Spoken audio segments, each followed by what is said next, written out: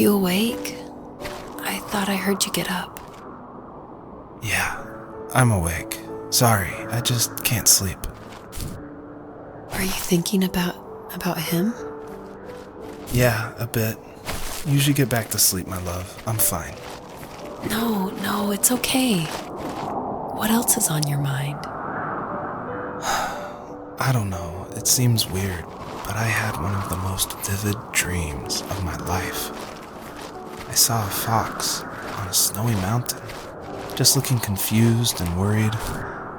Those eyes, I can't get those eyes out of my head. She was running in the windy snow, looking for something. Do you think it has to do with you and what's been going on? I don't know. It was just a dream, Rachel. They're not meant to make sense. A lot's happened the past couple days, that's all.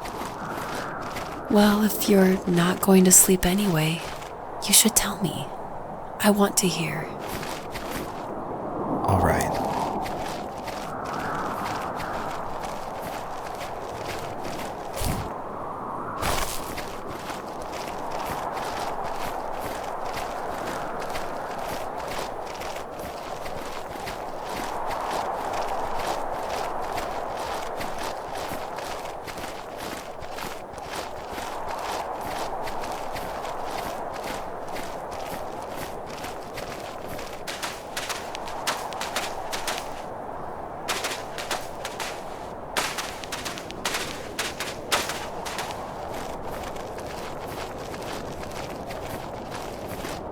She couldn't stay, though.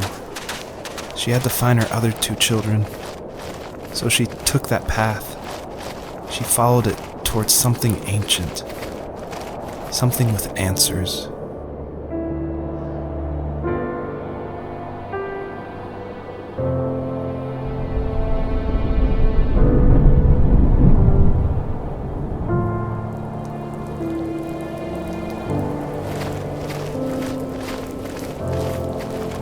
The fox looked high and low, searching for any sign of her cubs. Points of light showed the way to this ancient tree. It was as if each one had a story to tell, all their own. The land was trying to tell my story, too. I felt like I was right behind her the whole time.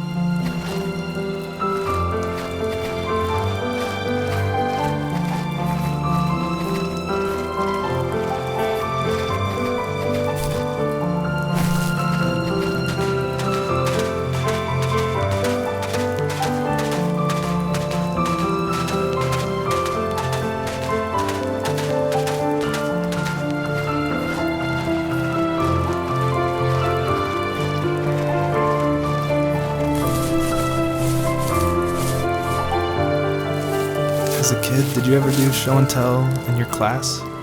Yeah, I think I only did it once, when I was in the 4th grade.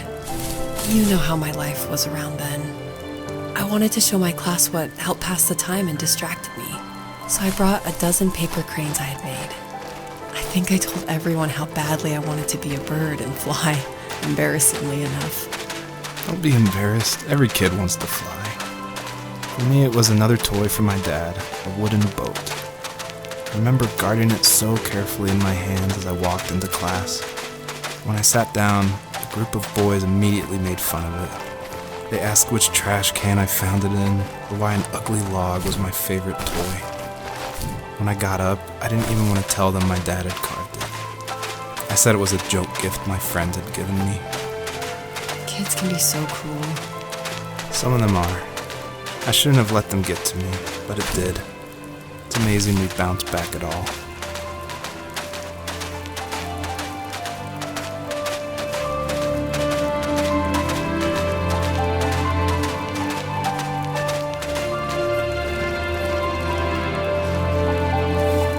Do you remember what my dad did for a living?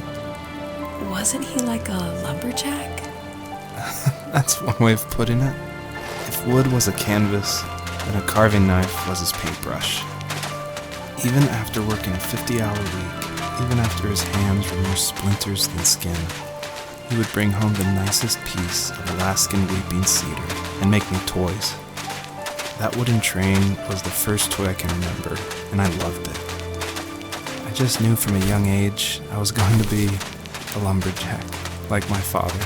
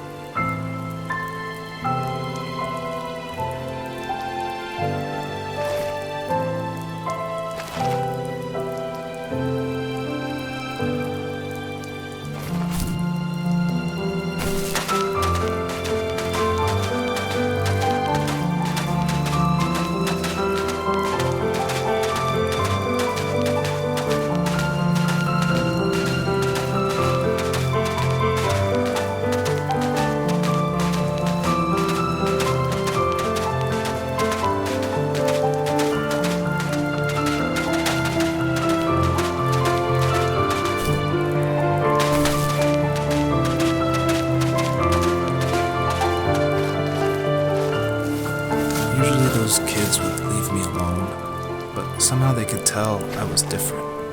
They made fun of how far away I lived. They called my dad sourdough. I was a blabbermouth as a kid, telling my dad stories I made up for hours. But after that show and tell, I didn't tell him much anymore. He didn't know exactly what was wrong, but his best guess was that the toys he carved weren't cool enough. He carved me a tank and tried to tell me what it was like to be in a real tank as a serviceman. I didn't know your dad was in the military. Yeah, in the army. The sad thing is that I'd pretty much forgotten until just now. There's so much I still don't know about him. I'm sorry. He knows how much you love him. You're going to see him again soon and have some closure, I'm sure.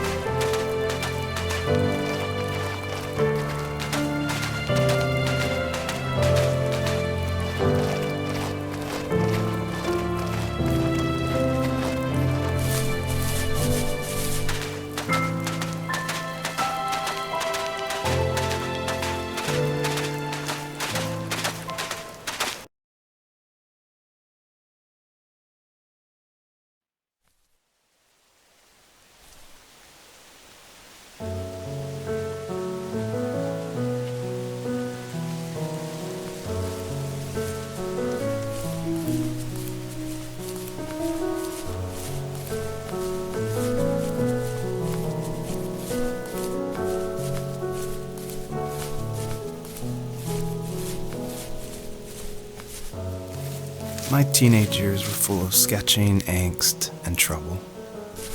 I wasn't popular or unpopular. Maybe just forgettable. I guess that gave me a sense of freedom, so I hung out with crazy kids, doing crazy things, even though I mostly just watched the chaos ensue. We did it all. Put fireworks in mailboxes, hide roadkill in people's garages, break windows of the barber shop in Anchorage. My dad was furious, but he was so busy working he couldn't do much to stop me from going out. I think being an adult means there's no one to stop you making hard decisions. He had to make a living, and he couldn't be in two places at once. Yeah, I realize that now. But at the time, I was sure he was more interested in growing his business than what was going on with me.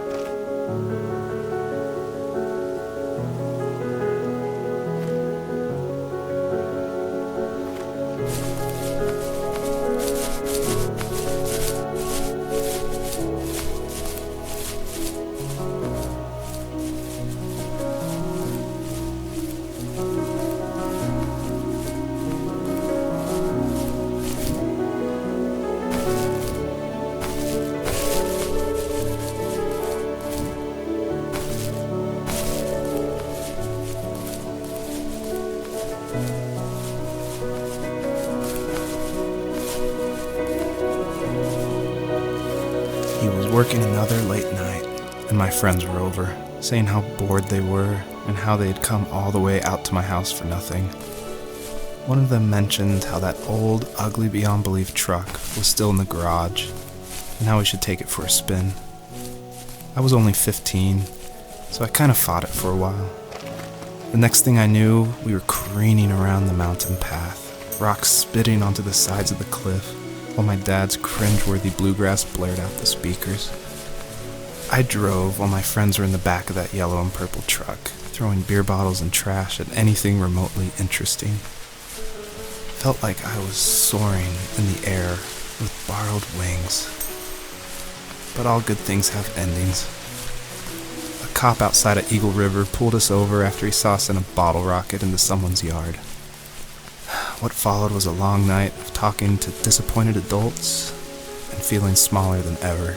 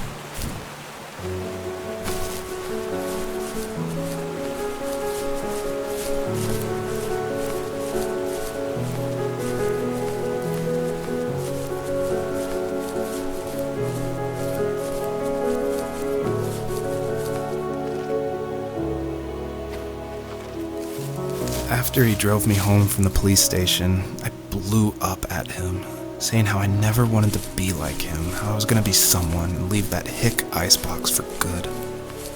He just looked forward at the road with tired eyes. I took out that bluegrass tape from the cassette deck and chucked it out the window. In my sage teenage wisdom, I thought I had proved the ultimate point, but my dad had a different idea. He slammed the brakes, slowly bowed his head while gripping the steering wheel, and finally looked at me. All he said, like it was a polite request, was, "Make this right." I sat there in silence, fuming, but I eventually got out and combed every square inch of the woods, muttering profanity after profanity. I found it 30 minutes later, near a small waterfall off the road. I went back to the truck, put the wet tape back in, and sure enough it worked. We didn't speak another word to each other the rest of the night. Wow, I knew you were a crazy teenager, but It's hard to believe, isn't it? Surprises me too. It's like I didn't really know who that kid was back then. I bet my dad thought the same thing over and over. It's almost like he was saying, "Make this right," to himself, more than to me.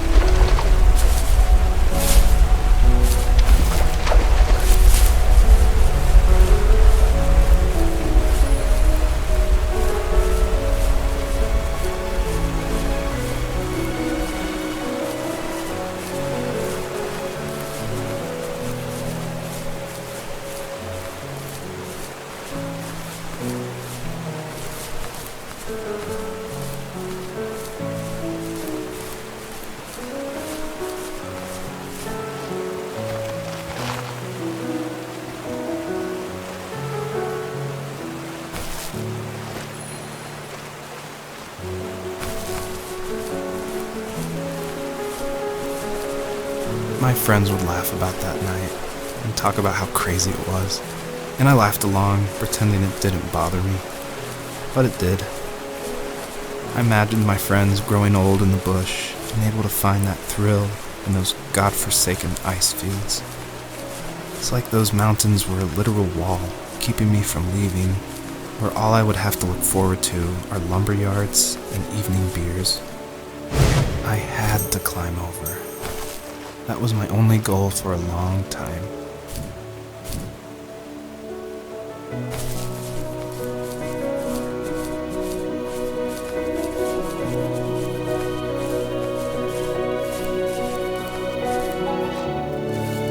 If there was some way I could take my love of drawing and turn it into a way of escape, nothing would make me happier.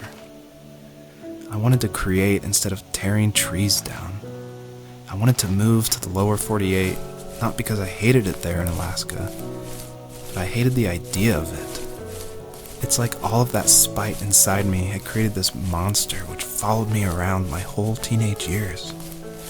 I put so much energy into doing what others didn't expect of me. Why did I do that? There's one fact you're forgetting, though. If you didn't have that fire in you, we probably would have never met. You're absolutely right. Maybe the destination is all that matters in the end. But then why am I awake?